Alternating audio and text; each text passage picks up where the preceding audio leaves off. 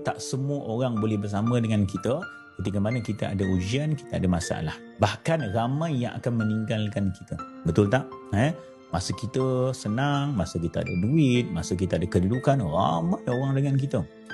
Hari-hari tanya khabar dengan kita, tuan-tuan. Hari-hari menanti akan kehadiran kita ketika mana kita mempunyai sesuatu. Tapi bila mana kita diuji oleh Allah Subhanahu Wa Taala, ya Allah, kita seorang je. Bahkan orang yang paling dekat dengan kita, orang yang paling kita sayang pun kadang-kadang tak ada. Kenapa, tuan-tuan? Kerana Allah tahu kalian kuat untuk menghadapi benda tersebut dengan seorang diri. Ada orang lain mungkin kita tak mampu, tuan-tuan. Bila kita seorang ni sebenarnya kadang-kadang kekuatan itu lebih, tuan-tuan, kuat berbanding dengan ada orang lain. Sebab apa? Ketika itu pergantungan jiwa kita bukan lagi kepada orang tapi kepada Allah. Hanya pada Allah. Kalau kita ada suami, tuan-tuan, kita akan masih lagi menaruh harapan kepada suami kita. Kalau kita ada anak, kita masih lagi menaruh kekuatan itu kepada anak kita. Tapi bila kita seorang, kau tak percaya, tanya orang yang seorang-seorang.